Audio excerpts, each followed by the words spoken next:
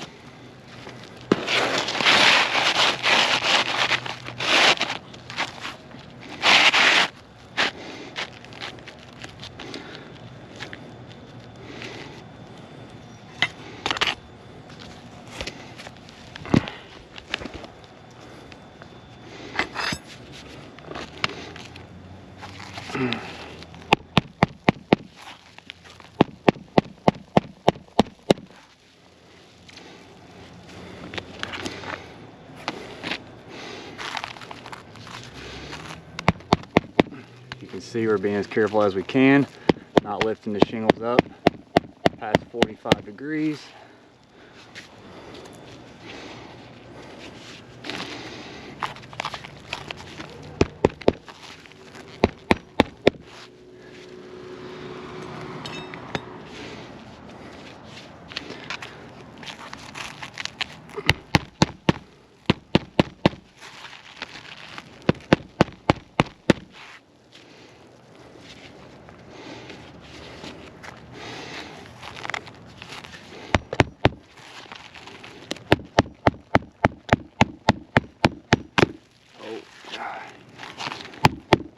trying to not lift the shingles up, because if you lift them up too much, they're gonna break. Very brittle.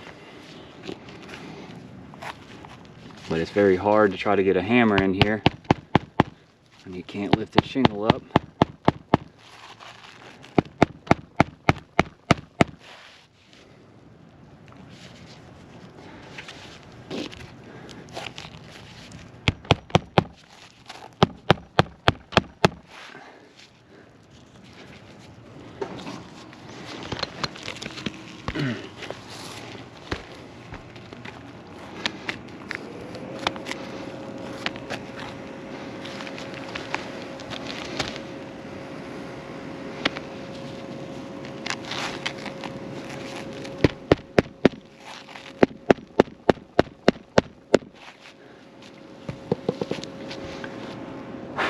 Alright, as you can see,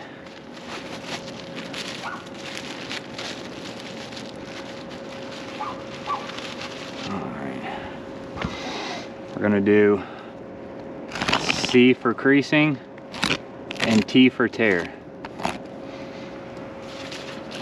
But with that being said, we'll do a close-up. You can see right here, tore the shingle right here. You can see the creasing, where it bends in the crease right here, creasing right here. And the overall view, I mean, literally the chalk is illegible. The granular loss, I mean, even 1.5 feet, 2 feet above the repair site, the granulars, every time you bang the hammer, I mean, just granulars pour off. So you can clearly see, like I said, the creasing right here, tearing the shingle. So there is creasing 1, 2, 3, 4, and then 1 tear. So this would be a failed repair.